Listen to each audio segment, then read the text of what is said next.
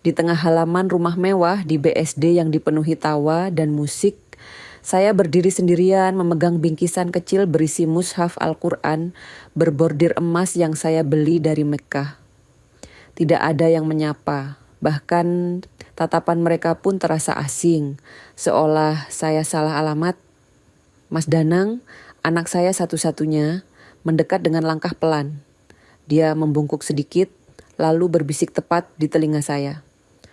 Bunda, mulai sekarang tidak usah datang ke acara keluarga lagi. Ya, kami sudah sepakat.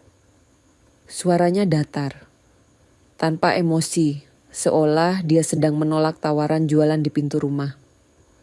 Saya menatapnya, mencari jejak anak yang dulu saya gendong, yang dulu menangis minta dipeluk kalau takut petir. Tapi yang ada di depan saya adalah pria 41 tahun dengan wajah dingin dan mata yang menghindari tatapan saya. Semua orang di halaman itu terdiam. Tidak ada yang membela, tidak ada yang bertanya. Mereka hanya berdiri, memegang gelas sampahnya, lalu berpura-pura sibuk dengan ponsel masing-masing. Saya merasa seperti hantu di pesta orang hidup. Nama saya Nirmala Wulandari, 67 tahun, janda sejak usia 49 tahun. Saya adalah pendiri sekaligus mantan direktur utama Grup Wulandari, perusahaan keluarga yang bergerak di bidang properti, yayasan sosial, dan beasiswa pendidikan. Puluhan tahun saya membangun semua ini bersama almarhum suami. Kami mulai dari nol, dari rumah kontrakan di Jogja, dari mobil bekas, dari makan seadanya demi bisa bayar gaji karyawan. Sekarang saya tinggal sendirian di apartemen mewah, lantai 32, Sudirman Suites. Sudah 5 tahun sejak saya memutuskan semi pensiun dan menyerahkan operasional perusahaan kepada Mas Danang. Saya pikir dia sudah siap. Saya pikir dia akan meneruskan nilai-nilai yang saya dan almarhum suami tanamkan. Tapi saya salah. 3 tahun terakhir ini, saya mulai merasakan sesuatu yang aneh. Perlakuan dingin, pengucilan. Terutama sejak Indah, istri Danang, mulai aktif di yayasan. Awalnya saya pikir itu hanya perasaan saya saja. Mungkin karena usia, mungkin karena kesepian.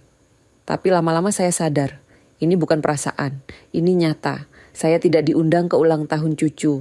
Saat saya tanya lewat pesan, Indah hanya membalas dengan alasan sibuk dan lupa. Padahal di cerita media sosialnya, pestanya meriah. Banyak orang, banyak hadiah, tapi nenek kandung tidak ada di sana. Saat lebaran, saya tidak diajak kumpul. Saya hanya menerima ucapan selamat lewat pesan singkat, tanpa emotikon, tanpa kehangatan. Padahal dulu, lebaran adalah momen paling saya tunggu. Kami berkumpul, makan bersama, tertawa bersama. Nama saya perlahan dihapus dari profil yayasan di media sosial. Saya yang dulu disebut sebagai pendiri, kini hanya menjadi catatan kaki di bagian sejarah. Bahkan di beberapa brosur terbaru, nama saya sudah tidak ada sama sekali. Program beasiswa yang dulu saya rancang dengan hati-hati, yang saya susun bersama almarhum suami untuk anak-anak yatim dan kurang mampu, kini diubah menjadi program pencitraan perusahaan. Dananya dipotong, penerimanya dikurangi, tapi anggarannya justru naik. Kemana perginya uang itu? Saya tidak tahu. Atau tepatnya, saya pura-pura tidak tahu. Di acara syukuran rumah baru Danang dan Indah itu, saya datang dengan harapan bisa memperbaiki hubungan. Saya ingin bicara baik-baik, saya ingin bertanya apa salah saya. Tapi mereka semua tampak terlatih untuk mengabaikan saya. Bahkan pengasuh cucu saya yang dulu saya gaji sendiri, bersikap canggung saat saya ajak bicara. Saya membawa kado, mushaf Al-Quran yang saya beli saat umrah tahun lalu. Saya pilih yang paling bagus, yang bersampul sutra hijau dengan bordir emas. Saya tulis doa di kartu ucapan. Semoga rumah ini selalu diberkahi dan semoga kalian tidak lupa dari mana kalian datang. Tapi tidak ada yang membuka kado itu. Bahkan tidak ada yang mengucapkan terima kasih. Kado saya hanya diletakkan begitu saja di meja sudut. Di antara tumpukan hadiah lain yang lebih besar dan lebih mewah. Saat saya hendak pamit, Mas Danang menghampiri. Saya pikir dia akan mengantarkan saya ke pintu dengan sopan. Tapi yang keluar dari mulutnya adalah kalimat yang menusuk lebih dalam dari pisau. Mulai sekarang, jangan datang ke acara keluarga lagi. Ini untuk kenyamanan bersama. Saya terdiam, tidak tahu harus menjawab apa. Danang tidak menunggu reaksi saya. Dia berbalik dan kembali ke tamu-tamunya. Saya berjalan keluar dengan kaki yang terasa berat. Tidak ada yang menatap saya. Tidak ada yang melambaikan tangan. Saya seperti bayangan yang baru saja menghilang. Di dalam mobil, ponsel saya bergetar. Sebuah pesan masuk dari Mas Danang di grup keluarga besar keluarga Wulandari. Bunda, tolong jangan datang lagi ke acara keluarga. Ini demi kenyamanan bersama. Dia mengirim pesan itu di grup di depan semua orang. Tante Sri, adik saya, hanya membaca tanpa membalas. Pak Darto, sepupu almarhum suami, keluar dari grup tanpa sepatah kata pun. Indah membalas dengan emotikon tertawa sampai menangis. Saya tidak mengerti apa yang lucu. Saya hanya menatap layar ponsel. Jari saya gemetar, tapi saya tidak menangis. Saya sudah terlalu tua untuk menangis karena dikhianati. Saya hanya mengambil tangkapan layar dari pesan itu. Kebiasaan lama saya, menyimpan bukti diam-diam. Di apartemen, saya duduk di sofa menghadap jendela besar yang memperlihatkan lampu-lampu kota Jakarta. Saya mengingat kembali semua pengabaian yang terjadi selama 3 tahun terakhir. Ketika saya mengirim rendang lebaran ke rumah Danang, paket itu dikembalikan lewat kurir dengan alasan tidak dipesan. Padahal saya yang memasaknya sendiri, dengan resep turun-temurun dari ibu saya. Ketika nama saya hilang dari surat keputusan yayasan tanpa pemberitahuan, saya bertanya lewat pesan. Jawabannya singkat, itu keputusan manajemen baru, Bunda. Sudah tidak relevan lagi. Ketika saya melihat di cerita media sosial bahwa cucu saya tampil di pentas sekolah, saya baru tahu dari unggahan orang lain. Tidak ada yang memberitahu saya jadwalnya. Tidak ada yang mengundang saya untuk datang. Saya bangun dari sofa, masuk ke kamar kerja kecil di pojok apartemen. Saya buka lemari arsip dan mengeluarkan satu map tebal berwarna biru. Di dalamnya ada semua bukti yang sudah saya kumpulkan diam-diam selama 3 tahun terakhir. Mutasi rekening yang aneh. Dana keluar dalam jumlah besar tanpa keterangan jelas. Laporan keuangan yayasan yang angkanya tidak masuk akal. Pengeluaran untuk perjalanan ke luar negeri yang disebut pelatihan, tapi tidak ada laporan hasilnya. Nota pembelian barang mewah yang dicatat sebagai kebutuhan kantor. Saya juga menyimpan rekaman suara dari beberapa rapat yang tidak saya hadiri, tapi berhasil saya dapatkan lewat karyawan lama yang masih setia. Di sana, Indah berbicara dengan nada meremehkan tentang saya. Dia bilang, Ibu Nirmala itu sudah tua, cara berpikirnya kuno. Yayasan ini butuh wajah baru, bukan wajah nenek-nenek. Saya juga menemukan email antara Indah dan tim pemasaran yayasan. Mereka membahas bagaimana cara menghapus jejak saya dari sejarah perusahaan tanpa membuat keributan. Mereka menyebut saya beban citra. Saya duduk lama di kursi kerja itu, menatap semua bukti yang tersebar di meja. Lalu saya sadar satu hal. Mereka tidak hanya ingin menyingkirkan saya dari keluarga. Mereka ingin menghapus saya dari sejarah. Seolah saya tidak pernah ada. Seolah semua yang saya bangun tidak pernah terjadi. Saya bangkit dan berjalan ke dapur, duduk di bangku tinggi sambil menatap keluar jendela lantai 32. Lampu kota berkelap-kelip. Di kejauhan, saya bisa melihat gedung kantor pusat grup Wulandari yang dulu saya dirikan bersama almarhum suami. Gedung itu sekarang berdiri megah, tapi saya merasa asing dengannya. Di atas meja dapur ada telepon rumah antik berwarna hitam. Peninggalan almarhum suami, dia bilang, telepon itu adalah saksi bisu semua keputusan besar kami. Saya tidak pernah memakainya lagi sejak dia meninggal. Tapi malam itu, saya mengangkatnya. Saya menekan nomor yang sudah saya hafalkan selama 3 tahun. Nomor yang berkali-kali ingin saya hubungi. Tapi selalu saya tahan karena masih berharap Danang akan berubah. Tapi harapan itu sudah habis malam ini. Nada dering berbunyi 3 kali. Lalu tersambung. Suara perempuan di seberang sana terdengar tenang tapi tajam. Eli Hartanti, ini Nirmala. Saatnya kita mulai. Ada jeda sebentar. Lalu saya mendengar tarikan napas panjang dari Eli. Seperti orang yang sudah lama menunggu panggilan ini. Saya sudah menunggu dari lama, Bu. Di mana kita bertemu? Hotel Dharma Wangsa. Besok jam 11 pagi. Tidak boleh ada gangguan. Baik, Bu. Saya akan siapkan semuanya. Saya meletakkan telepon. Jantung saya berdegup kencang.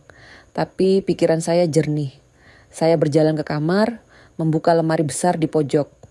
Di baliknya ada brankas kecil yang tersembunyi.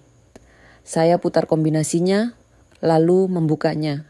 Di dalam brankas itu ada map kuning berdebu, berisi akta asli yayasan, surat kuasa operasional yang diam-diam saya cabut 6 bulan lalu tanpa sepengetahuan Danang.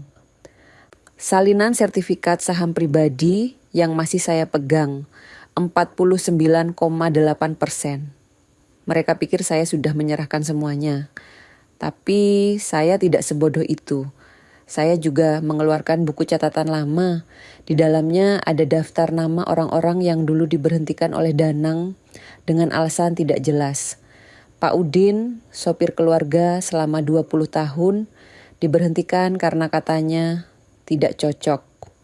Padahal saya tahu, Pak Udin tahu terlalu banyak tentang kegiatan Danang dan Indah. Saya angkat telepon lagi. Kali ini menelepon nomor Pak Udin yang masih saya simpan. Pak Udin, ini Ibu Nirmala. Maaf mengganggu malam-malam. Bu Nirmala? Wah, sudah lama sekali, Bu. Ada apa, Bu? Pak Udin masih simpan semua yang pernah Bapak lihat? Hening sebentar. Lalu suara Pak Udin terdengar pelan tapi tegas. Masih, Bu. Semua masih saya simpan. Foto, catatan, rekaman. Saya tahu suatu hari Ibu akan butuh. Besok siang, Bapak bisa kirim semuanya ke alamat email saya. Bisa, Bu. Tapi, apa Ibu yakin? Ini bisa jadi masalah besar. Saya tersenyum pahit. Pak Udin, masalah besar sudah dimulai 3 tahun lalu. Sekarang, saya hanya akan menyelesaikannya. Keesokan harinya, saya duduk di ruang pertemuan pribadi Hotel Dharma Wangsa bersama Eli Hartanti. Di atas meja ada tumpukan dokumen, map kuning, dan laptop. Eli membaca satu persatu dengan seksama. Matanya tajam seperti pemburu yang sedang mengendus mangsa. Bu Nirmala, dengan semua bukti ini kita bisa memulai audit penuh. Tapi saya butuh akses resmi. Saya butuh saham mayoritas. Saya mengangguk. Saya akan jual 49,8% saham saya kepada Ibu. Dengan satu syarat, semua audit dilakukan diam-diam. Semua temuan dikembalikan kepada saya terlebih dahulu sebelum siapapun tahu. Eli tersenyum tipis. Tenang, Bu, saya sudah biasa dengan permainan seperti ini. Kami menandatangani perjanjian sore itu. Saham berpindah tangan tanpa satupun orang tahu. Danang dan Indah masih sibuk dengan pesta dan perjalanan mereka. Mereka tidak tahu bahwa pondasi yang mereka pijak sudah mulai retak. Malam itu saya menerima email dari Pak Udin. Di dalamnya ada satu lampiran. Sebuah arsip berisi puluhan foto. Foto Danang dan Indah di restoran mewah dengan rekanan mencurigakan. Foto nota pembelian barang mewah yang dicatat sebagai pengeluaran yayasan. Foto dokumen internal yang menunjukkan manipulasi anggaran. Tapi yang paling mengejutkan adalah satu foto terakhir. Foto Indah bersama notaris di sebuah kantor, sedang menandatangani dokumen yang saya kenali. Itu adalah dokumen pengalihan aset atas nama almarhum suami. Dokumen yang seharusnya hanya saya yang pegang. Saya menatap layar laptop, jari saya gemetar, tapi kali ini bukan karena sedih. Ini karena amarah yang sudah saya pendam terlalu lama. Mereka pikir saya hanya ibu tua yang bisa disingkirkan begitu saja. Mereka pikir saya akan diam dan pasrah.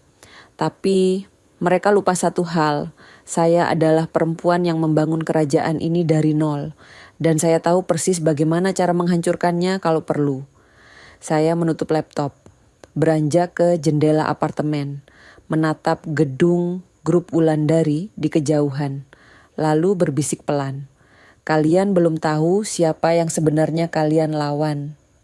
Pagi itu, ponsel saya bergetar. Sebuah notifikasi dari media sosial. Indah mengunggah video pendek di akunnya. Dia berdiri di balkon rumah barunya, memegang gelas berisi minuman berwarna keemasan, mengenakan gaun putih dari butik Perancis yang harganya bisa untuk biaya sekolah 10 anak yatim. Dia tersenyum lebar, lalu berkata dengan nada riang, "Akhirnya, yayasan ini dipegang orang yang waras dan muda." Saya menatap layar itu tanpa berkedip. Lalu saya buka laptop, masuk ke sistem keuangan yayasan yang aksesnya masih aktif karena Danang lupa mencabutnya. Saya telusuri transaksi bulan lalu, dan saya menemukannya. Pembelian minuman bermerek mewah, 6 botol, total hampir 20 juta rupiah. Dicatat sebagai kebutuhan acara sosial Yayasan Kanker Anak. Saya tersenyum tipis, lalu saya ambil tangkapan layar. Satu lagi bukti untuk tumpukan yang sudah saya siapkan. Siang itu saya bertemu Eli lagi di restoran pribadi Hotel Dharma Wangsa. Ruangannya tenang, tersembunyi di lantai atas, jauh dari pandangan orang. Di meja sudah tersaji teh hijau dan beberapa map tebal yang Eli bawa. Bu Nirmala, saya sudah mulai menggali.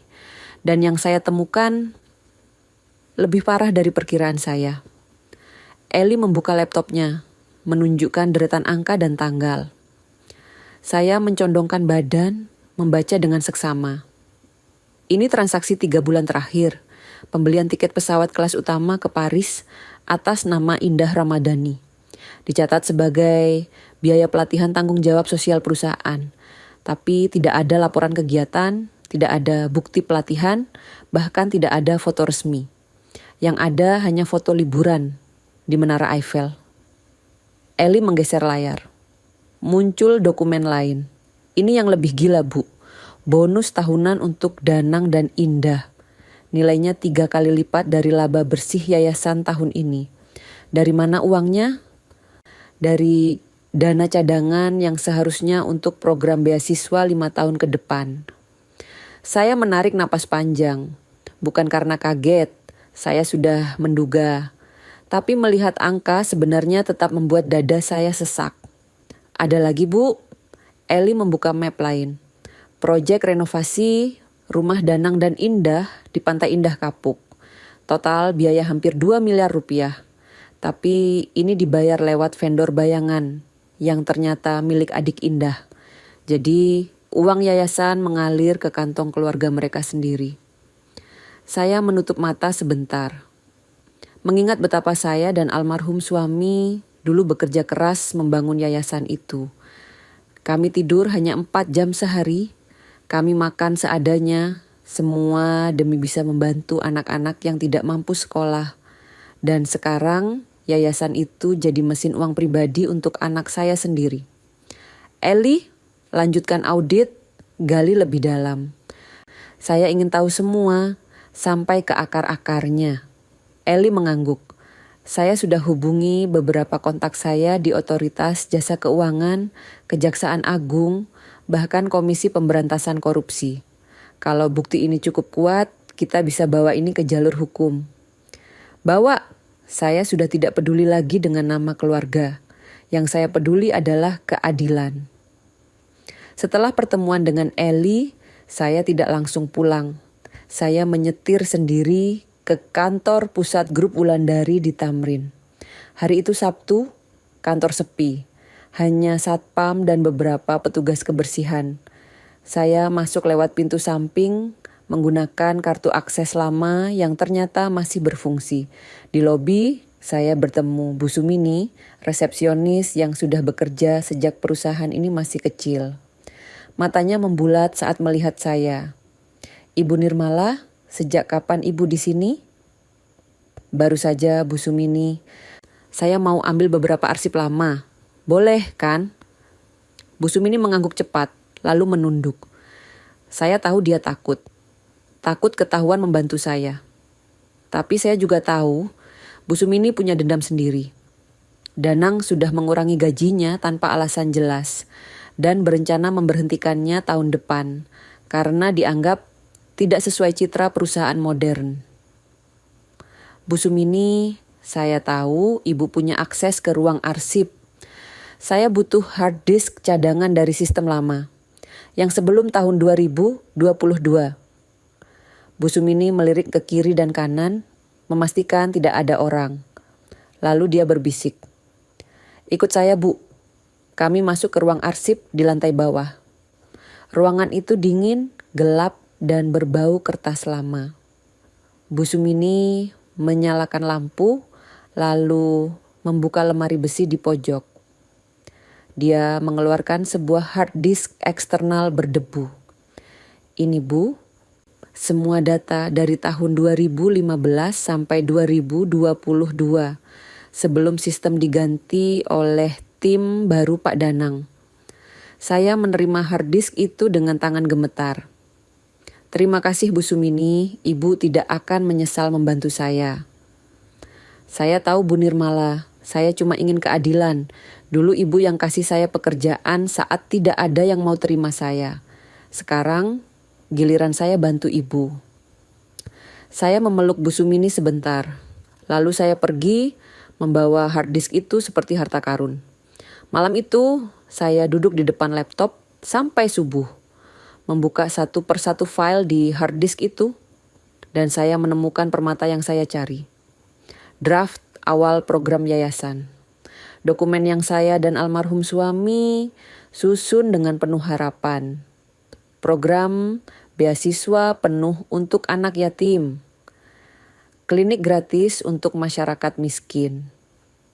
Pelatihan keterampilan untuk ibu-ibu di desa terpencil. Lalu saya buka versi terbaru program yayasan yang sekarang berjalan. Semuanya sudah berubah. Beasiswa dikurangi jadi hanya 10% dari anggaran. Klinik gratis ditutup. Pelatihan keterampilan dihapus. Gantinya, acara gala makan malam, peluncuran produk, pemotretan untuk majalah, dan perjalanan ke luar negeri. Saya menemukan satu file menarik. Rekaman rapat internal antara Indah dan tim pemasaran yayasan. Saya putar rekamannya. Suara Indah terdengar jelas. Ibu Nirmala itu zaman dulu. Programnya membosankan. Tidak ada yang mau tahu yayasan yang cuman bagi-bagi uang ke orang miskin. Kita butuh yayasan yang punya citra mewah, yang bisa masuk majalah, yang bikin orang terkesan. Kita butuh merek yang bisa dijual. Suara lain menyahut. Tapi Bu Indah, bukankah tujuan yayasan untuk membantu masyarakat? Indah tertawa kecil. Membantu masyarakat itu bagus, tapi kalau tidak ada citra, tidak ada yang peduli. Jadi kita harus buat citra dulu. Sisanya menyusul. Saya mematikan rekaman. Menyandarkan punggung ke kursi. Merasakan kemarahan yang perlahan membakar dari dalam dada. Mereka tidak hanya mencuri uang. Mereka mencuri tujuan. Mereka mengubah mimpi saya dan almarhum suami menjadi alat pencitraan murahan. Keesokan harinya, Eli menelepon. Suaranya lebih serius dari biasanya. Bu Nirmala, saya dapat informasi baru. Ada beberapa orang yang ingin bicara dengan ibu. Mereka mantan karyawan yang diberhentikan oleh Danang. Siapa saja? Bu Wati, mantan kepala keuangan. Pak Aryo, mantan auditor internal. Dan Bu Ewis, guru mengaji di kampung tempat yayasan dulu aktif. Atur pertemuan. Saya ingin dengar cerita mereka. Pertemuan kami diadakan di kafe kecil di daerah Menteng. Jauh dari kantor, jauh dari mata-mata. Bu Wati datang duluan. Wajahnya terlihat lelah, tapi matanya tajam. Bu Nirmala, saya sudah menunggu kesempatan ini. Saya dipecat karena tidak mau menandatangani laporan keuangan yang sudah dimanipulasi. Saya bilang ke Pak Danang, angka ini tidak masuk akal. Tapi dia malah bilang saya terlalu kaku dan tidak fleksibel. Seminggu kemudian, saya dipecat. Bu Wati mengeluarkan map dari tasnya. Ini catatan pribadi saya. Laporan ganda, markup pembelian, transaksi mencurigakan. Semuanya ada di sini. Saya menerima map itu dengan penuh hormat. Terima kasih Bu Wati, keberanian Ibu tidak akan sia-sia. Pak Aryo datang menyusul, dia duduk dengan canggung, seperti orang yang takut diikuti. Bu Nirmala, saya juga diberhentikan karena hal yang sama. Saya menemukan banyak kejanggalan dalam audit internal. Saat saya laporkan, saya malah dituduh membuat keributan. Lalu saya disingkirkan dengan alasan efisiensi. Bu Ewis, guru mengaji yang sudah berusia 60 tahun lebih, datang terakhir. Dia duduk dengan tenang, lalu bercerita dengan suara pelan tapi penuh emosi. Bu Nirmala, dulu yayasan ibu sangat membantu kami. Dana untuk kegiatan anak-anak, untuk buku, untuk makanan. Tapi 3 tahun terakhir, dana itu hilang. Kami tanya ke kantor, jawabannya selalu, anggaran sedang dialihkan ke program lain. Program apa? Kami tidak tahu. Yang kami tahu, anak-anak kami tidak lagi dapat bantuan. Saya mendengarkan semuanya dengan hati yang semakin berat. Tapi saya tidak menangis. Saya sudah melewati fase menangis. Sekarang waktunya bertindak. Bapak Ibu semua, terima kasih sudah berani berbicara. Saya janji suara kalian tidak akan hilang. Kita akan bawa ini ke jalur hukum dan kita akan kembalikan yayasan ini ke tujuan awalnya. Semua orang di meja itu mengangguk. Untuk pertama kalinya setelah 3 tahun, saya merasa tidak sendirian. Eli bekerja cepat. Dalam 2 minggu, dia sudah menyusun laporan lengkap. Laporan itu mencakup semua pelanggaran yang dilakukan Danang dan Indah. Penggelapan dana, manipulasi laporan keuangan, pemalsuan dokumen, dan penyalahgunaan wewenang. Eli juga berhasil mendapatkan dukungan dari Pak Darto, sepupu almarhum suami yang dulu memegang saham minoritas 1%. Bu Nirmala, Pak Darto mau jual sahamnya ke saya. Dia bilang, dia sudah muak dengan cara Danang menjalankan perusahaan. Dia merasa disingkirkan dari perusahaan yang dulu dia bantu bangun. Berapa dia minta? Dia tidak minta bayaran tinggi. Dia cuma minta satu hal, nama almarhum suami dijaga. Jangan sampai nama keluarga hancur gara-gara ulah Danang. Saya mengangguk. Sampaikan terima kasih saya ke Pak Darto. Dan sampaikan juga saya tidak akan menghancurkan nama keluarga. Saya hanya akan membersihkannya. Dengan tambahan 1% saham dari Pak Darto, Eli sekarang memegang 50,8% saham. Dia resmi menjadi pemegang saham mayoritas. Dan itu artinya dia punya wewenang penuh untuk memanggil rapat, membekukan aset, bahkan mencopot direksi kalau perlu. Sore itu saya menyiapkan satu folder presentasi di laptop saya. Judulnya sederhana tapi penuh makna. Yang kau singkirkan akan kembali dengan wajah baru. Di dalam folder itu ada semua bukti, semua dokumen, semua rekaman, semua kesaksian. Saya susun dengan rapi, dengan kronologi yang jelas, dengan bukti yang tidak bisa dibantah. Saya tahu, begitu folder ini dibuka di depan dewan, tidak ada jalan mundur. Ini adalah perang terbuka. Tapi saya sudah siap. Saya sudah terlalu lama diam. Saya sudah terlalu lama menelan rasa sakit. Sekarang saatnya mereka merasakan apa yang saya rasakan. Malam itu ponsel saya berdering. Nama Danang muncul di layar. Saya biarkan berdering sampai masuk pesan suara. Lalu dia kirim pesan pendek. Bunda, bisa kita ngobrol? Jangan sampai semua ini jadi bumerang buat keluarga. Saya menatap pesan itu lama. Lalu saya ketik balasan singkat. Keluarga, saat kalian tertawa di atas sisa-sisa yang saya bangun, saya tekan tombol arsipkan. Lalu saya buka email, menulis surat resmi ke Kejaksaan Agung, melampirkan semua dokumen yang sudah saya siapkan. Saya baca ulang surat itu 3 kali, memastikan tidak ada yang terlewat. Lalu saya tekan tombol kirim. Layar laptop menampilkan notifikasi. Email terkirim.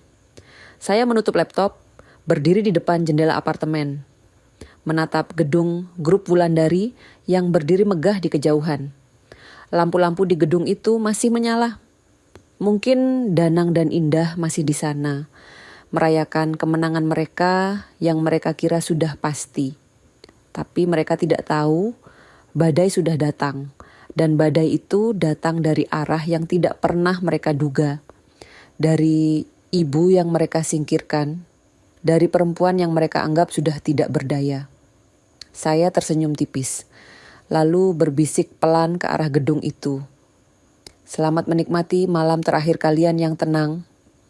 Pagi itu, ponsel saya bergetar tanpa henti. 47 panggilan tidak terjawab dalam 6 jam. Semuanya dari Danang. Saya biarkan saja. Saya sedang duduk di balkon apartemen, menyeruput kopi sambil membaca berita pagi di tablet. Lalu panggilan dari nomor kantor pusat masuk. Saya angkat. Bunda, Indah pingsan. Kamu tega banget. Tidak usah sampai segininya. Kita masih keluarga. Suara Danang terdengar tergesa, bergetar, seolah dia baru saja berlari. Saya hanya menatap layar ponsel, lalu menekan tombol merah, memutuskan panggilan sepihak. Keluarga mana yang membuang ibunya seperti sampah? Saya letakkan ponsel di meja, lalu saya buka laptop, memeriksa email dari Eli.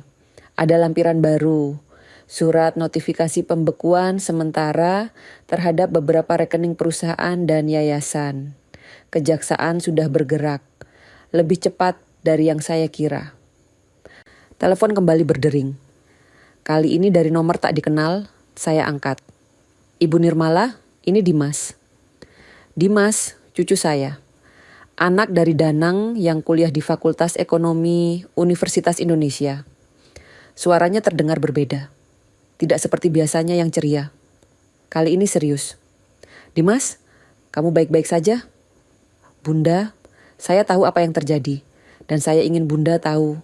Saya di pihak Bunda. Saya terdiam. Tidak menyangka akan mendengar kalimat itu dari cucu saya sendiri. Dimas, kamu tidak perlu terlibat. Ini urusan orang dewasa. Bunda, saya sudah dewasa. Saya 22 tahun dan saya sudah lama tahu papa dan mama melakukan hal yang salah. Saya bahkan punya laporan pengeluaran mereka selama 6 bulan terakhir. Saya buat untuk tugas mata kuliah etika bisnis keluarga. Tapi saya tidak tahu harus kasih ke siapa. Sekarang saya tahu. Saya mau kasih ke Bunda. Saya menutup mata sebentar, merasakan hangat yang aneh di dada.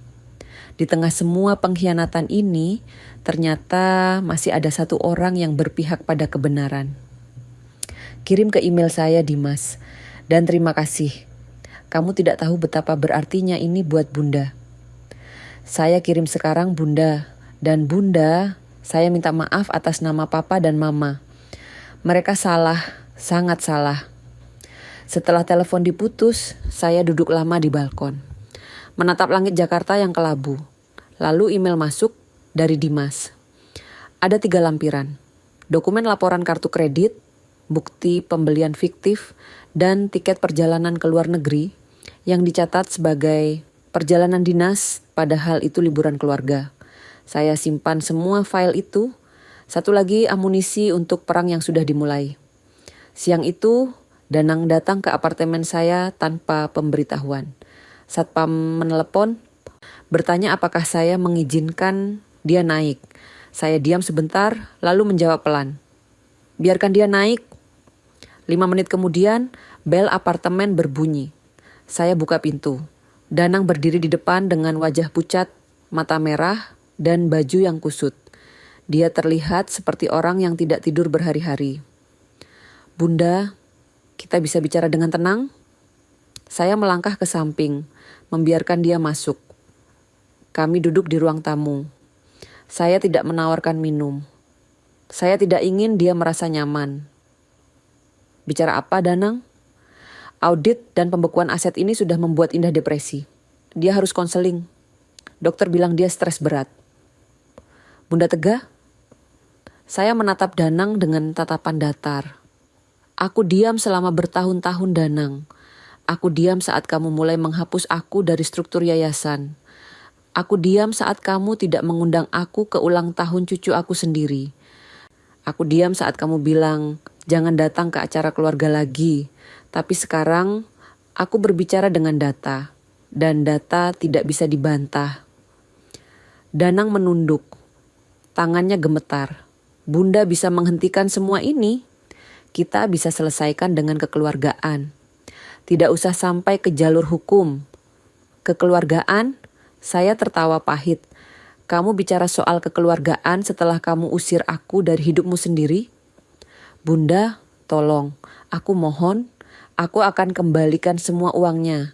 Aku akan perbaiki semuanya. Saya berdiri, berjalan ke jendela, membelakangi Danang. Dengan apa? Rekening luar negerimu sudah dibekukan. Atau kamu mau pakai sisa uang yayasan yang kamu sembunyikan? Danang terdiam. Dia tidak menyangka aku tahu soal rekening luar negeri. Bunda, dari mana Bunda tahu? Saya berbalik menatapnya. Kamu lupa, Danang. Aku yang membangun semua ini. Aku tahu setiap celah, setiap sistem, setiap orang. Kamu pikir kamu bisa menyembunyikan sesuatu dari aku? Danang bangkit. Wajahnya merah. Bunda menghancurkan keluarga demi ego. Saya melangkah mendekat. Menatap matanya tajam. Aku tidak menghancurkan apapun. Aku cuma menyapu bersih sampah yang kalian tinggalkan. Danang hendak menjawab. Tapi pintu apartemen terbuka. Indah masuk dengan langkah tergesa. Wajahnya penuh amarah. Ibu menghancurkan keluarga demi ego. Saya menatap Indah dengan tenang. Kamu tahu apa soal membangun keluarga ini, Indah? Kamu yang datang saat semuanya sudah jadi. Kamu yang hidup dari hasil keringat aku dan almarhum suami. Dan sekarang kamu berani bilang aku yang menghancurkan? Indah mengeluarkan selembar kertas dari tasnya. Melemparnya ke meja. Ini surat somasi dari pengacara saya. Ibu melakukan manipulasi terhadap manajemen. Dan kami punya bukti bahwa ibu mengalami gangguan mental akibat usia lanjut. Ibu tidak waras lagi. Saya mengambil surat itu, membacanya sekilas. Lalu saya tertawa. Bukan tertawa senang, tertawa pahit yang keluar dari hati yang sudah terlalu lelah. Gangguan mental? Kalian menggugat aku karena dianggap terlalu tua untuk tahu cara menjebloskan kalian ke penjara? Menarik. Saya ambil ponsel, menelepon Eli. Eli, bisa datang sekarang? Ada sesuatu yang perlu kamu lihat. 20 menit kemudian, Eli datang. Dia membaca surat somasi itu sambil tersenyum tipis. Mereka menuduh ibu mengalami gangguan mental. Dengan bukti apa? Laporan medis palsu? Atau cuma opini pribadi? Indah tidak menjawab. Danang hanya menunduk. Eli melipat surat itu, lalu menatap Danang dan Indah. Kalian tahu apa yang lebih menarik? Besok, semua bukti penyelewengan kalian akan diserahkan ke pihak berwajib, termasuk laporan dari cucu kalian sendiri. Wajah Danang berubah pucat. Dimas, tidak mungkin. Oh, sangat mungkin. Dia bahkan punya data lengkap selama 6 bulan. Semua transaksi mencurigakan kalian. Dia yang menyusun, dia yang menyerahkan. Anak kalian sendiri tidak tahan melihat apa yang kalian lakukan. Indah mundur selangkah. Matanya berkaca-kaca. Tapi bukan karena sedih, karena marah. Kamu ajari Dimas melawan kami? Saya menggeleng pelan. Aku tidak mengajari apapun. Dimas punya mata sendiri. Dia punya hati nurani sendiri. Dan hati nuraninya tidak bisa diam melihat kalian menghancurkan apa yang nenek moyangnya bangun. Danang dan Indah pergi tanpa banyak bicara. Mereka tahu mereka sudah kalah sebelum perang dimulai. Setelah mereka pergi, saya duduk di sofa bersama Eli. Kami diam sebentar. Lalu Eli membuka laptop, menunjukkan sesuatu yang baru ditemukannya. Bu Nirmala, saya menemukan rekaman rapat internal yang sangat menarik. Dia putar sebuah berkas audio. Suara Indah terdengar jelas. Ibu Nirmala itu beban sejarah. Kita butuh wajah baru. Kita butuh yayasan yang punya citra modern, yang bisa masuk majalah, yang bisa dijual. Orang tua kayak dia itu cuma bikin citra kita jelek. Jadi kita hapus saja pelan-pelan. Orang tidak akan sadar. Saya mendengarkan sampai selesai. Lalu saya tutup mata. Menarik napas panjang. Bukan karena sedih, tapi karena saya sadar saya sudah mengambil keputusan yang tepat. Eli, percepat proses hukum. Kirim semua laporan ke Kejaksaan Agung, kirim juga ke Direktorat Jenderal Pajak. Dan bekukan semua rekening yang terindikasi disalahgunakan. Eli mengangguk. Siap Bu, besok pagi semua dokumen akan sampai. Malam itu saya tidak bisa tidur. Bukan karena gelisah, tapi karena pikiran saya penuh dengan rencana. Saya bangun, ambil wudhu, lalu sholat malam, sujud panjang, berdoa dengan air mata yang akhirnya keluar setelah sekian lama saya tahan. Ya Allah, jika jalan ini adalah bentuk keadilan-Mu, kuatkan aku. Jangan biarkan aku dibutakan oleh dendam. Tunjukkan bahwa doa seorang ibu yang terbuang tidak akan tertolak. Pagi harinya, berita sudah beredar.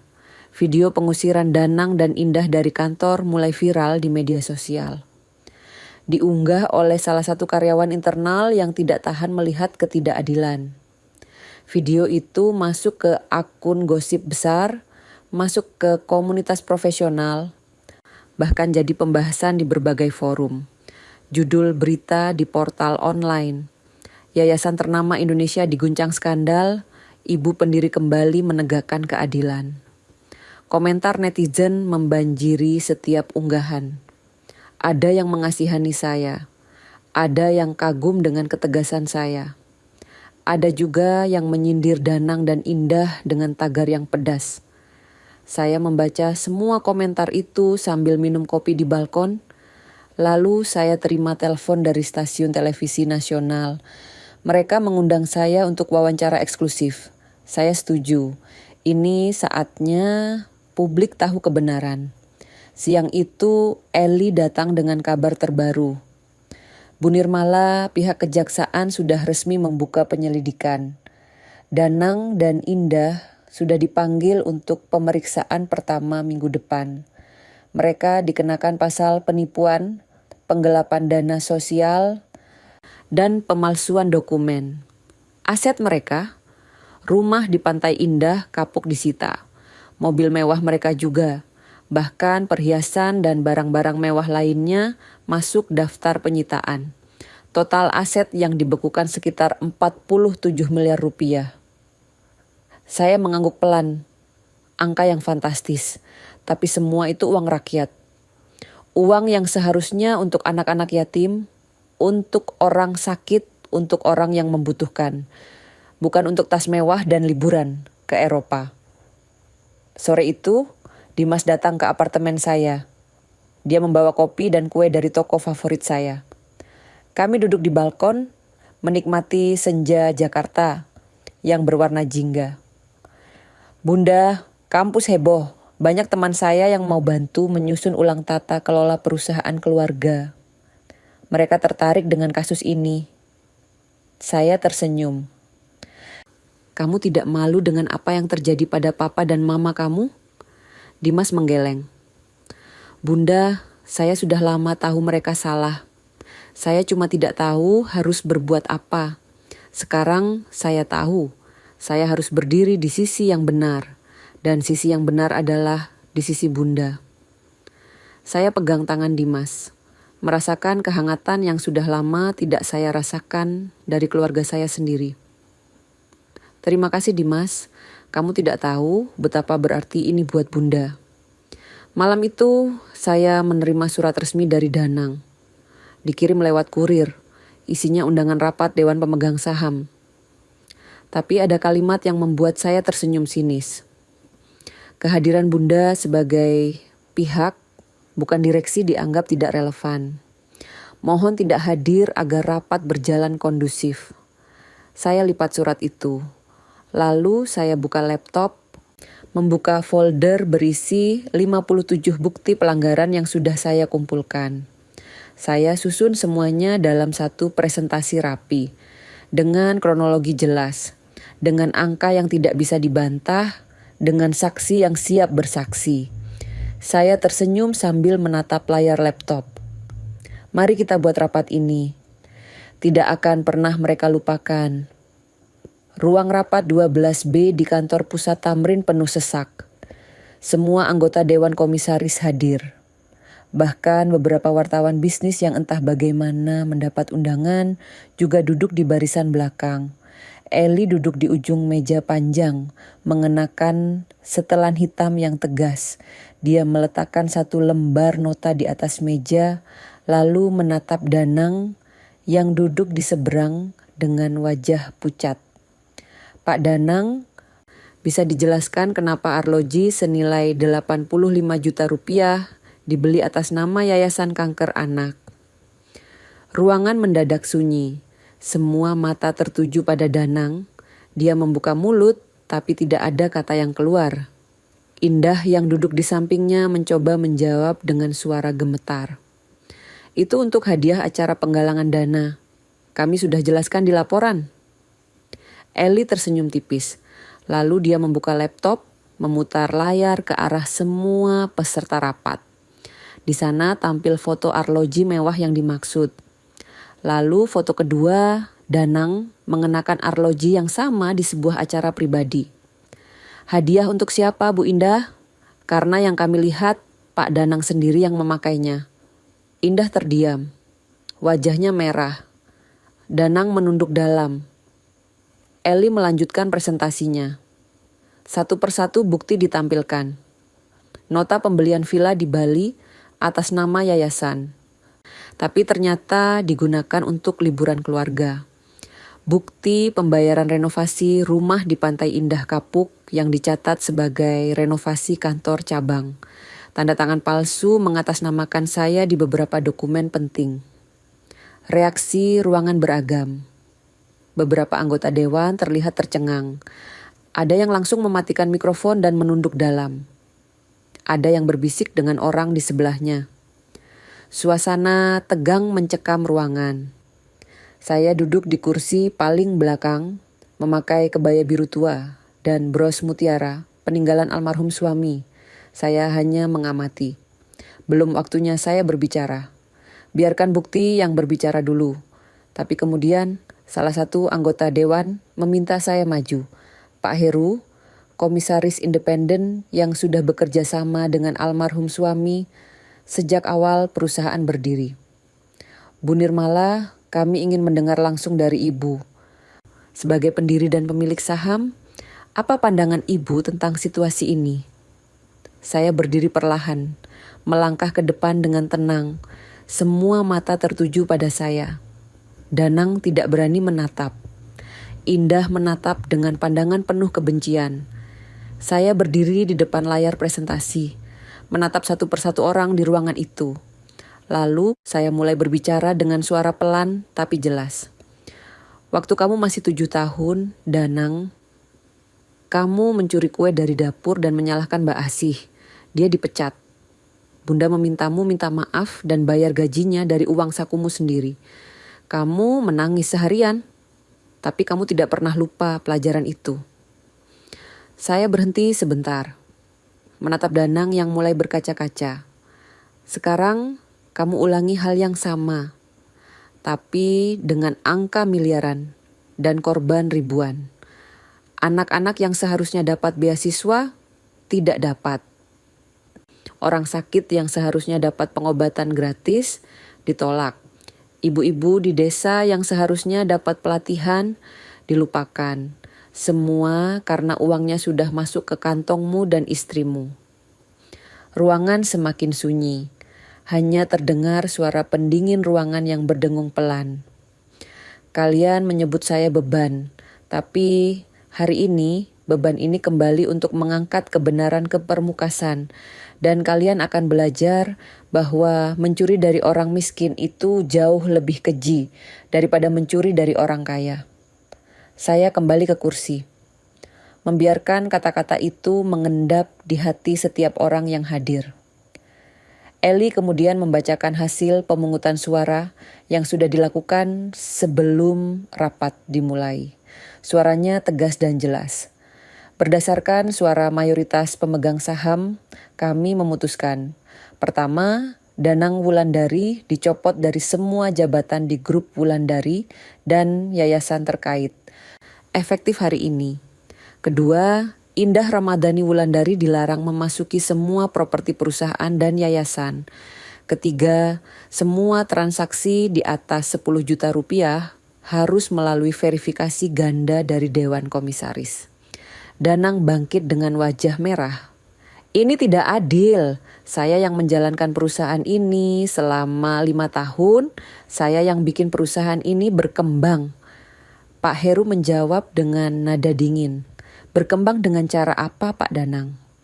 Dengan menggelapkan dana sosial, dengan memalsukan dokumen, dengan mencuri dari anak yatim. Danang tidak bisa menjawab. Dia hanya menatap ke bawah, mengepalkan tangan. Pintu ruang rapat terbuka. 2 orang berpakaian resmi masuk. Mereka menunjukkan kartu identitas. Kami dari Kejaksaan Agung, kami membawa surat panggilan resmi untuk Saudara Danang Wulandari dan Saudara Indah Ramadhani Wulandari. Kalian diminta hadir untuk pemeriksaan terkait dugaan penggelapan dana dan pemalsuan dokumen. Wajah Danang dan Indah berubah pucat. Indah mencoba berdiri, tapi kakinya gemetar. Danang menerima surat itu dengan tangan yang tidak stabil. Kami juga menyampaikan, mulai hari ini, saudara berdua dilarang bepergian ke luar negeri. Paspor kalian sudah masuk daftar cekal. Beberapa aset pribadi juga akan disita sebagai barang bukti. Setelah petugas itu keluar, Danang berbalik menatap saya. Matanya merah. Air mata mulai mengalir. Bunda, kita bisa perbaiki ini. Aku akan kembalikan semua uangnya. Aku janji, aku akan kerja keras. Aku akan bayar semuanya. Kita bisa perbaiki ini tanpa hukum. Saya menatapnya dengan tatapan datar. Dengan apa? Rekening luar negerimu sudah dibekukan. Rumahmu disita. Mobilmu disita. Bahkan perhiasanmu juga. Kamu mau bayar pakai apa? Danang terduduk lemas di kursi. Indah berdiri dengan wajah penuh amarah. Ibu menghancurkan keluarga sendiri demi kepuasan hati. Ibu tidak punya hati nurani. Saya berdiri menghadapnya. Menatap matanya tajam. Saya tidak menghancurkan apapun. Saya cuma menyapu bersih sampah yang kalian tinggalkan. Dan kalau bicara soal hati nurani, coba tanya diri kalian sendiri. Apa yang kalian rasakan waktu memakai uang anak yatim untuk beli tas mewah? Indah tidak bisa menjawab. Dia hanya menatap saya dengan mata berkaca-kaca, lalu berbalik keluar dari ruang rapat. Danang mengikuti dengan langkah gontai. 2 satpam mengawal mereka keluar gedung. Setelah mereka pergi, ruang rapat masih diam. Pak Heru bangkit mendekati saya. Bu Nirmala, kami minta maaf. Kami seharusnya lebih awas. Kami seharusnya tidak membiarkan ini terjadi. Saya menggeleng pelan. Pak Heru tidak perlu minta maaf. Yang penting sekarang adalah memperbaiki semua yang rusak dan mengembalikan yayasan ini ke tujuan awalnya. Eli menambahkan, mulai hari ini, yayasan ini akan dikelola dengan transparansi penuh. Semua laporan keuangan akan dipublikasikan setiap 3 bulan. Semua program akan diaudit secara berkala. Dan yang paling penting, kita akan kembalikan fokus ke orang-orang yang benar-benar membutuhkan. Semua anggota dewan mengangguk setuju. Rapat ditutup dengan keputusan bulat. Restrukturisasi total manajemen, audit menyeluruh, dan pembersihan dari semua praktik tidak sehat. Saat saya berjalan keluar gedung, puluhan wartawan sudah menunggu di lobi. Kamera berjejer. Mikrofon diarahkan ke wajah saya. Saya berhenti sebentar, lalu tersenyum tipis. Salah satu wartawan berteriak, Bu Nirmala, apa yang akan Ibu lakukan setelah ini? Saya menatap ke depan, menjawab dengan tenang. Saya belum selesai, ini baru pemanasan. Malam itu, berita tentang rapat tersebut menjadi berita utama di semua stasiun televisi. Video saat saya berbicara di ruang rapat beredar luas di media sosial. Komentar netizen membanjiri setiap unggahan. Mayoritas mendukung, beberapa bahkan menyebut saya sebagai inspirasi bagi orang tua yang dizalimi anak sendiri. Di apartemen, saya duduk sendirian di balkon, menatap lampu kota yang berkelap-kelip. Ponsel berdering, panggilan dari Bu Wati, mantan kepala keuangan yang dulu dipecat. Bu Nirmala, saya lihat berita. Saya tidak percaya akhirnya keadilan ditegakkan. Terima kasih Bu, terima kasih sudah berani. Sama-sama Bu Wati, ini bukan hanya untuk saya, ini untuk semua orang yang pernah dizalimi. Setelah telepon diputus, saya masuk ke kamar, membuka lemari, mengambil kotak kayu tua yang berisi surat-surat dari almarhum suami. Saya buka surat yang paling saya sayangi. Surat yang dia tulis setahun sebelum meninggal. Sayang, kalau nanti kamu ditinggalkan Danang, jangan merasa kalah. Yang benar tidak butuh pembela. Tapi kamu adalah benteng terakhir nilai kita. Jangan pernah mundur dari kebenaran. Saya lipat surat itu kembali. Memeluknya ke dada, berbisik pelan. Aku tidak mundur Mas, aku bertahan dan aku menang. Pagi harinya, saya terbangun dengan perasaan lega yang tidak pernah saya rasakan selama 3 tahun terakhir. Saya mandi, salat, lalu membuka laptop. Ada email dari Eli dengan lampiran dokumen baru. Bu Nirmala, ini daftar penerima beasiswa yang ditolak 3 tahun terakhir karena tidak ada dana. Total ada 230 anak. Kalau Ibu setuju, kita aktifkan kembali program beasiswa mereka mulai semester depan. Saya balas email itu dengan singkat. Setuju, aktifkan semua. Tidak ada anak yang boleh kehilangan kesempatan belajar karena ulah segelintir orang serakah. Siang itu, saya menerima telepon dari stasiun televisi nasional. Mereka mengundang saya untuk wawancara khusus dalam program Bincang Malam. Saya terima undangan itu, saatnya publik tahu cerita lengkapnya. Malam wawancara tiba, saya duduk di studio yang terang benderang. Di seberang saya, pembawa acara tersenyum ramah. Bu Nirmala, pertanyaan pertama. Apa yang Ibu rasakan saat harus melawan anak sendiri? Saya diam sebentar, memilih kata-kata dengan hati-hati. Bukan melawan. Saya hanya menegakkan kebenaran. Saya bukan balas dendam, saya cuma menunjukkan batas kesabaran seorang ibu. Dan kalian lupa, ibu tidak pernah benar-benar sendiri. Maksud ibu? Ibu punya Tuhan, ibu punya doa, dan doa ibu yang terzalimi tidak pernah tertolak. Kamera menyorot wajah saya. Air mata mulai turun, tapi saya tidak menyekanya. Biarkan orang melihat air mata ini. Air mata yang keluar bukan karena lemah, tapi karena sudah terlalu kuat menahan. Saya hanya ingin anak saya menjadi manusia yang baik. Tapi kalau dia menolak, maka biarlah hukum yang mendidiknya.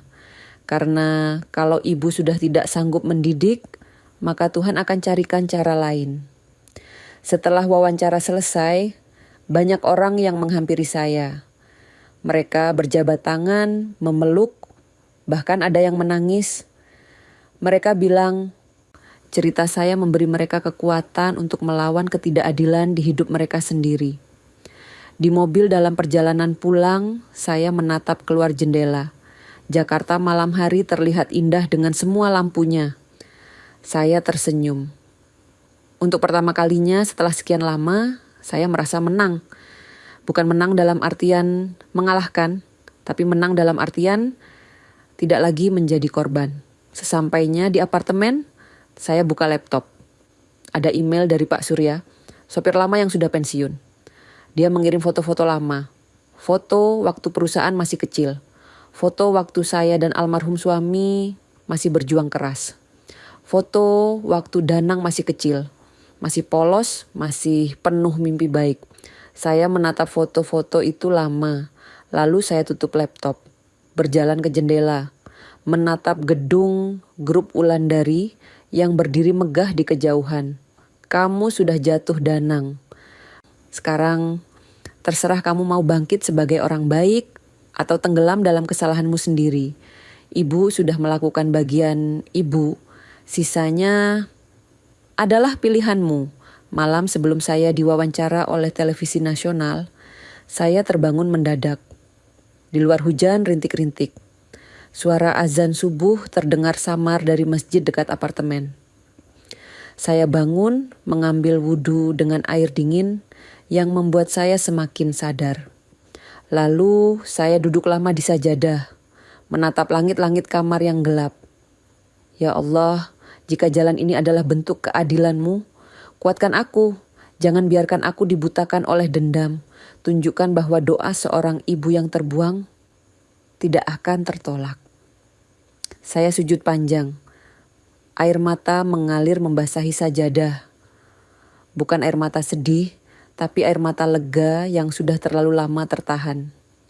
Pagi itu, berita tentang skandal grup Wulandari semakin meluas. Video saat Danang dan Indah diusir dari ruang rapat sudah ditonton jutaan kali. Masuk ke semua akun gosip besar, komunitas profesional, bahkan jadi bahan diskusi di kampus-kampus. Judul berita di portal online besar.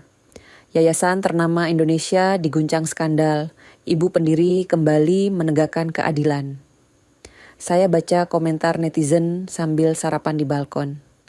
Ada yang kagum dengan ketegasan saya. Ada yang menulis panjang lebar tentang bagaimana mereka pernah mengalami hal serupa. Ada yang menyebut Danang dan Indah dengan sebutan yang pedas. Tagar baru muncul di media sosial, ramai dibicarakan orang. Tapi yang membuat saya terenyuh adalah satu komentar dari akun bernama Siti Nurhaliza. Dia menulis, saya penerima beasiswa dari Yayasan Wulandari tahun 2019. 3 tahun lalu, beasiswa saya tiba-tiba dihentikan. Tanpa alasan jelas, saya harus berhenti kuliah. Sekarang saya tahu kenapa. Terima kasih Bu Nirmala sudah memperjuangkan keadilan. Ibu adalah pahlawan kami. Saya simpan komentar itu, cetak dan masukkan ke dalam buku catatan pribadi. Ini pengingat kenapa saya melakukan semua ini.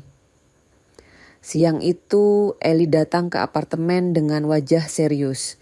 Dia membawa map tebal berisi dokumen baru. Bu Nirmala, pihak kejaksaan sudah resmi membuka penyelidikan penuh. Dana yang dibekukan mencapai 47 miliar rupiah. Danang dan Indah sudah resmi jadi tersangka. Mereka dikenakan pasal penipuan, penggelapan dana sosial, pemalsuan dokumen, dan intimidasi saksi. Saya mengangguk pelan. Angka yang fantastis, tapi itu baru yang terdeteksi. Entah berapa banyak lagi yang masih tersembunyi. Rumah mereka di Pantai Indah Kapuk sudah resmi disita. Mobil Alphard, emas batangan, dan beberapa barang mewah lainnya masuk daftar penyitaan. Bahkan tas-tas bermerek milik Indah juga disita sebagai barang bukti. Saya tersenyum tipis. Tas yang dibeli pakai uang anak yatim memang seharusnya jadi barang bukti. Eli membuka laptop. Ada satu hal lagi, Bu. Komisi Pemberantasan Korupsi mulai tertarik dengan kasus ini. Mereka curiga ada pencucian uang lintas negara. Danang punya visa aktif ke Singapura, Jepang, dan Hong Kong selama masa jabatannya. Dan kami menemukan transaksi mencurigakan ke rekening luar negeri. Saya menatap layar laptop. Ada deretan transaksi ke bank asing. Jumlahnya tidak terlalu besar per transaksi, tapi kalau dijumlahkan selama 3 tahun, angkanya mencapai puluhan miliar. Eli, lanjutkan penyelidikan. Kerjasama dengan siapapun yang bisa bantu. Saya ingin semua diungkap sampai tuntas. Sore itu, saya bertemu dengan 5 mantan karyawan yang dulu diberhentikan secara tidak adil. Bu Sumini, Pak Hadi, Bu Wati, Mas Iqbal, dan Mbak Leli. Kami berkumpul di ruang pertemuan kecil di kantor pusat yang sudah mulai berubah suasananya. Ibu-ibu, bapak-bapak sekalian, saya mulai bicara. Terima kasih sudah mau kembali. Saya tahu kalian punya luka sendiri. Tapi saya mohon bantuan kalian untuk membangun kembali yayasan ini. Kembalikan ke tujuan awalnya. Bu Sumini yang pertama menjawab, Bu Nirmala, kami tidak pernah pergi sebenarnya. Kami hanya diusir, tapi hati kami tetap di sini. Kami siap membantu. Kami lalu merancang ulang struktur yayasan. Mengubah nama menjadi Yayasan Wulandari Sejati dengan moto baru. Berbagi bukan untuk dipuji. Dimas yang ikut hadir mengusulkan ide segar. Bunda, bagaimana kalau kita buat program baru khusus untuk generasi muda? Kita ajari mereka etika bisnis yang benar sejak dini. Jadi, tidak ada lagi yang mengulangi kesalahan papa. Saya menatap Dimas dengan bangga. Ide bagus, kamu yang akan koordinasi program itu. Kami juga memutuskan untuk mengaktifkan kembali semua program sosial yang dulu dihentikan. Beasiswa untuk anak yatim. Klinik gratis di Bekasi, pelatihan keterampilan untuk ibu-ibu di desa. Seminggu kemudian saya diundang ke acara penghargaan etika nasional. Awalnya saya ragu, tapi Eli dan Dimas meyakinkan saya untuk hadir. Bunda harus hadir, ini bukan untuk Bunda sendiri. Tapi untuk semua orang yang pernah dizalimi, tapi tidak berani bersuara. Malam penghargaan tiba. Saya berdiri di atas podium dengan balutan kebaya hitam. Di bawah ada ratusan tamu undangan. Para pengusaha, tokoh masyarakat, pejabat pemerintah, dan aktivis sosial. Saat diminta memberikan sambutan, saya berdiri tenang. Menatap semua orang yang hadir. Saya bukan pahlawan. Saya hanya seorang ibu yang lelah diinjak-injak. Kadang yang kamu buang itu bukan beban, tapi pondasi. Dan pondasi yang kuat tidak pernah hancur hanya karena ditinggalkan. Dia hanya menunggu waktu untuk menunjukkan kekuatannya. Tepuk tangan riuh memenuhi ruangan. Beberapa orang berdiri. Saya melihat Bu Wati menangis di barisan depan. Pak Hadi mengusap matanya. Dimas tersenyum bangga. Setelah acara selesai, banyak orang yang menghampiri saya. Mereka ingin berjabat tangan, ingin bercerita, ingin berterima kasih. Ada seorang ibu paruh baya yang memeluk saya sambil menangis. Bu Nirmala, anak saya juga seperti itu. Dia usir saya dari rumah sendiri. Tapi saya tidak sekuat ibu. Saya tidak tahu harus berbuat apa. Saya pegang pundaknya. Ibu tidak sendirian. Dan ibu tidak lemah. Kadang diam itu bukan karena lemah, tapi karena sedang mengumpulkan kekuatan. Waktu yang tepat akan datang. Pulang ke apartemen malam itu, saya merasa lelah tapi puas. Saya buka laptop, memeriksa email. Ada pesan dari Pak Surya, sopir lama yang sudah pensiun. Dia mengirim dokumen lama yang baru dia temukan di gudang rumahnya. Bu Nirmala, saya temukan ini saat bersih-bersih gudang. Ini catatan alamat rumah pribadi yang sering dikunjungi Pak Danang dan Bu Indah waktu masih saya antar. Mungkin berguna. Saya buka lampiran itu. Ada daftar alamat lengkap dengan tanggal kunjungan. Beberapa alamat saya kenali sebagai rumah rekanan bisnis, tapi ada satu alamat yang tidak saya kenal. Sebuah rumah mewah di kawasan Pondok Indah. Danang berkunjung ke sana hampir setiap minggu selama setahun terakhir. Saya kirim alamat itu ke Eli. Cek alamat ini, siapa pemiliknya, dan apa hubungannya dengan Danang. Pagi harinya, Eli menelepon dengan suara terkejut. Bu Nirmala, saya sudah cek, rumah itu ternyata milik notaris yang menangani dokumen pengalihan aset almarhum suami. Notaris yang sama yang memalsukan tanda tangan ibu. Saya mengepalkan tangan. Jadi mereka bersekongkol sejak awal. Sepertinya begitu, Bu. Dan kami menemukan bukti transfer uang dari rekening Danang ke rekening notaris itu. Ini bukan lagi sekadar penggelapan dana. Ini pemalsuan dokumen terencana. Sore itu pihak kejaksaan melakukan penangkapan terhadap notaris tersebut. Berita itu langsung menyebar. Media massa ramai memberitakan. Skandal semakin besar. Malam itu, Danang mengirim pesan ke ponsel saya. Pesan pertama setelah hampir 2 minggu tidak ada kontak. Bunda, aku menyerah, aku salah. Aku akan kembalikan semuanya. Tolong hentikan semua ini. Aku mohon. Saya menatap pesan itu lama. Jari saya melayang di atas keyboard. Tapi saya tidak membalas. Saya tidak tahu harus menjawab apa. Sebagian hati saya masih sakit. Sebagian lagi mulai merasa kasihan. Saya putuskan untuk tidak membalas. Biarkan hukum yang bicara.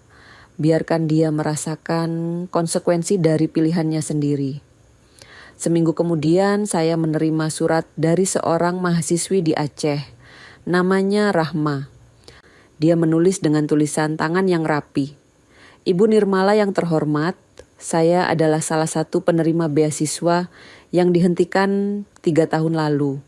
Karena itu, saya harus berhenti kuliah dan pulang kampung. Orang tua saya sangat sedih. Tapi sekarang, berkat perjuangan ibu, beasiswa saya diaktifkan kembali. Saya bisa kuliah lagi. Saya adalah wanita pertama di kampung saya yang bisa kuliah. Terima kasih, Bu. Ibu adalah pahlawan saya. Saya baca surat itu berkali-kali. Lalu saya lipat dengan hati-hati dan simpan di laci meja bersama foto almarhum suami. Malam itu saya berdiri di depan jendela apartemen, menatap gedung grup Wulandari yang berdiri megah dengan lampu-lampu yang masih menyala. Gedung itu sekarang terasa lebih hidup, lebih bermakna, karena sudah kembali ke tujuan awalnya. Saya tersenyum sambil berbisik pelan. Mereka kira aku akan mati dalam sunyi, tapi aku memilih tumbuh dalam kesunyian itu dan bersuara lebih lantang. Di meja dapur, ponsel saya berdering. Panggilan dari nomor tidak dikenal. Saya angkat dengan hati-hati. Halo, Bu Nirmala, ini dari Komisi Pemberantasan Korupsi.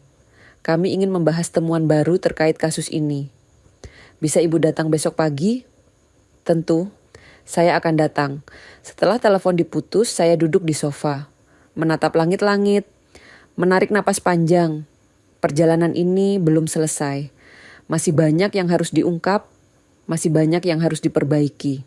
Tapi saya tidak takut. Saya sudah melewati bagian tersulit, keputusan untuk bangkit dan melawan. Sisanya tinggal jalan, dan saya akan terus berjalan sampai keadilan benar-benar ditegakkan. Saya ambil buku catatan lama, membuka halaman kosong, lalu menulis dengan tinta biru. Hari ini, aku tidak lagi menjadi ibu yang terbuang. Aku adalah ibu yang bangkit. Dan bangkit bukan untuk balas dendam, tapi untuk menunjukkan bahwa kebenaran selalu menemukan jalannya sendiri. Saya tutup buku itu. Berjalan ke kamar, berbaring di tempat tidur sambil menatap foto almarhum suami di meja samping tempat tidur. Mas, kamu lihat, aku tidak menyerah, aku bertahan. Dan aku menang, bukan menang untuk diriku sendiri, tapi menang untuk semua orang yang pernah kamu dan aku bantu. Mereka tidak akan dilupakan lagi. Saya pejamkan mata. Untuk pertama kalinya setelah 3 tahun, saya tidur nyenyak tanpa mimpi buruk. Di atas podium malam penghargaan etika nasional, saya berdiri dalam balutan kebaya hitam, menyapa ratusan tamu undangan dengan senyuman tipis, lampu sorot tertuju pada saya. Kamera merekam setiap gerak, tapi saya tidak gugup. Saya sudah melewati hal yang jauh lebih berat daripada berdiri di atas panggung ini. Selamat malam, saya Nirmala Wulandari. Saya bukan lagi ibu yang diusir dari pesta keluarga. Saya adalah wanita yang disingkirkan lalu kembali dengan wajah lebih kuat. Kadang, yang kamu buang itu bukan beban, tapi pondasi. Tepuk tangan memenuhi ruangan. Saya turun dari podium dengan perasaan lega yang sulit dijelaskan. 3 bulan setelah rapat besar itu, banyak hal berubah. Grup Wulandari mengalami transformasi besar. Reputasi perusahaan yang sempat jatuh kini perlahan pulih. Bahkan lebih baik dari sebelumnya. Klien-klien lama yang sempat ragu mulai kembali. 30% dari mereka menyatakan kepercayaan kembali setelah melihat transparansi baru yang kami terapkan. Bahkan 3 perusahaan besar dari luar negeri menyatakan ingin bekerja sama dalam program tanggung jawab sosial. Yayasan Wulandari Sejati menjadi sorotan media. Bukan lagi sebagai yayasan yang korup, tapi sebagai contoh bagaimana sebuah lembaga bisa bangkit dari keterpurukan. Kami sudah memberikan 50 beasiswa penuh kepada mahasiswa dari Aceh, Papua, dan Flores, membuka kembali program Bakti Guru untuk para pendidik tidak formal di daerah terpencil. Bahkan Kementerian Sosial memberikan penghargaan khusus kepada yayasan sebagai lembaga sosial terbaik tahun ini. Sore itu saya duduk di kantor baru saya. Bukan kantor mewah seperti dulu, tapi ruangan sederhana dengan jendela besar yang menghadap ke taman. Di meja ada tumpukan surat dari penerima beasiswa. Saya baca satu persatu dengan hati yang penuh syukur. Ada surat dari Rahma, mahasiswi dari Aceh yang beasiswanya dulu dihentikan. Dia menulis, Bu Nirmala, semester ini saya lulus dengan nilai terbaik. Saya dedikasikan semua ini untuk Ibu. Terima kasih sudah tidak menyerah. Ada surat dari seorang guru di Papua. Ibu, program pelatihan yang Ibu hidupkan kembali sangat membantu kami. Anak-anak di sini sekarang punya kesempatan lebih baik. Ibu adalah malaikat tanpa sayap. Saya lipat semua surat itu dengan hati-hati. Simpan di laci khusus. Ini pengingat kenapa saya bertahan. Kenapa saya tidak menyerah. Pintu kantor diketuk pelan. Dimas masuk dengan senyum lebar.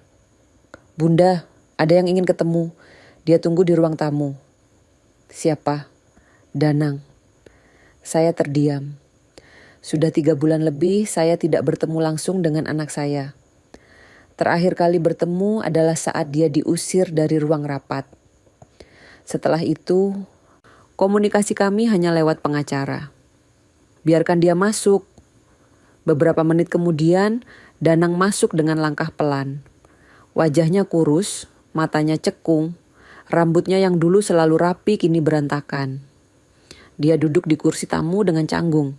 Kami diam cukup lama, hanya suara jam dinding yang berdetak mengisi kesunyian. Danang yang pertama bicara. Suaranya serak. "Bunda, aku salah. Aku sudah tahu aku salah sejak lama.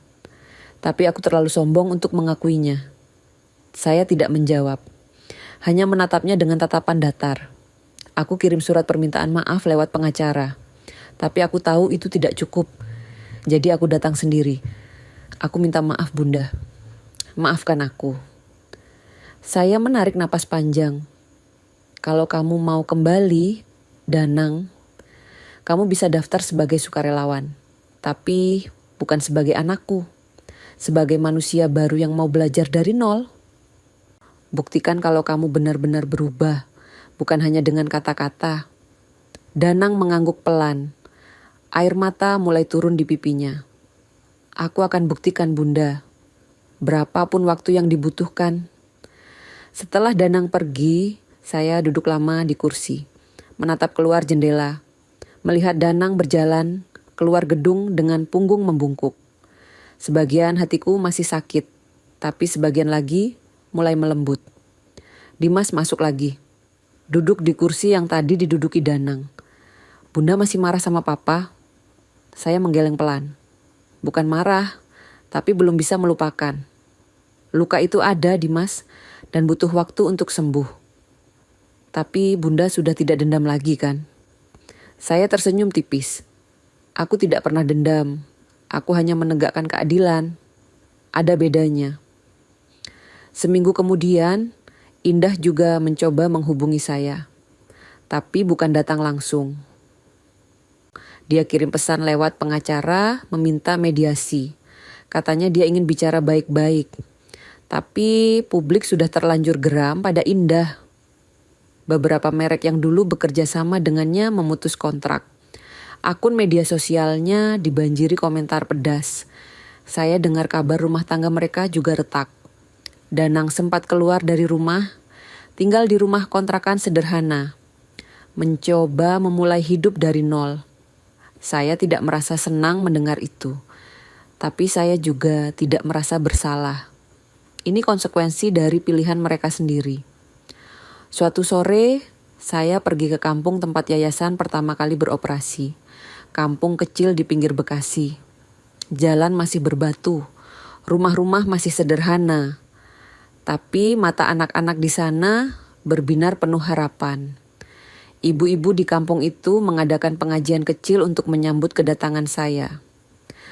Mereka duduk melingkar di ruang sederhana beralas tikar. Saya duduk di antara mereka.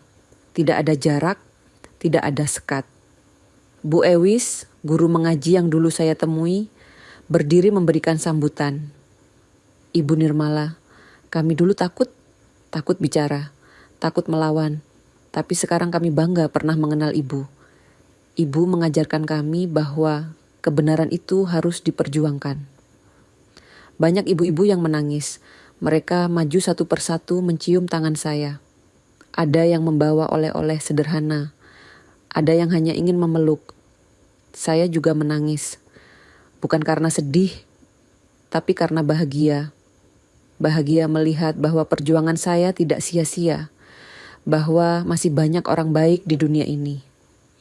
Pulang dari kampung itu, saya menyetir sendiri, melewati jalan-jalan yang dulu sering saya lewati bersama almarhum suami.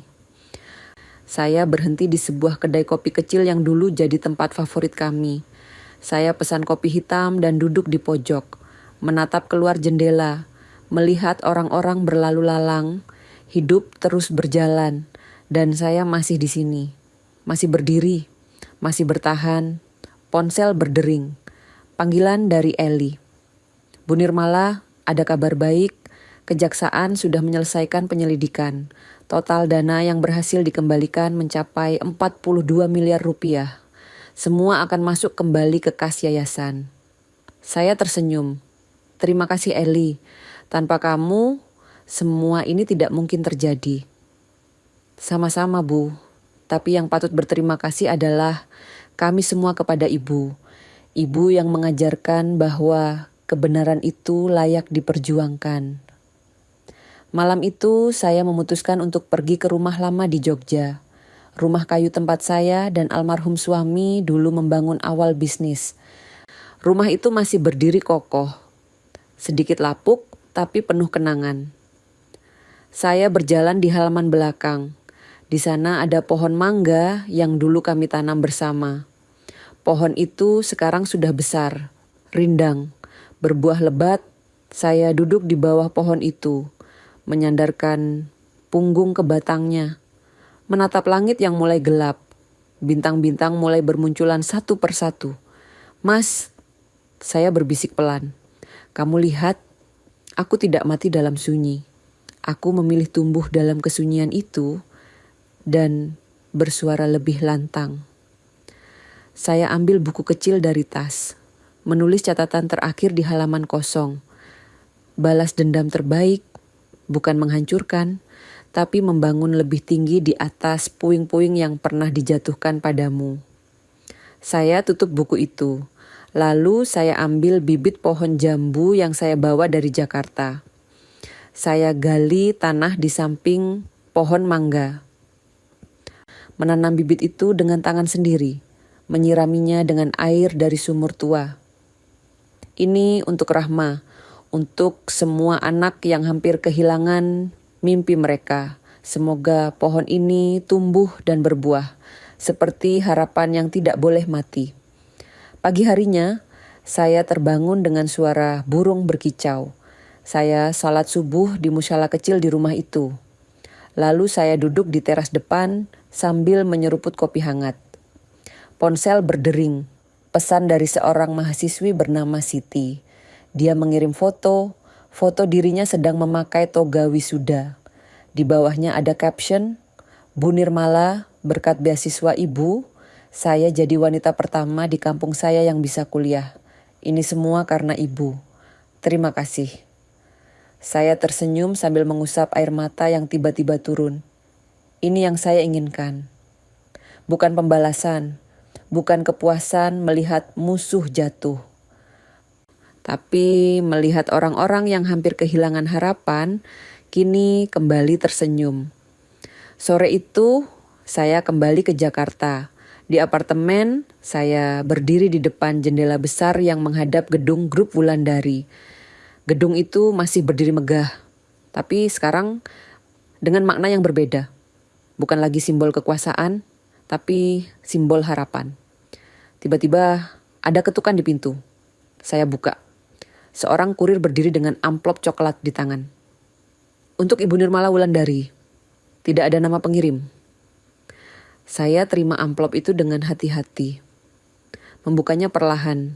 Di dalamnya ada sebuah kartu penyimpan data kecil dan selembar kertas berisi daftar transaksi rahasia.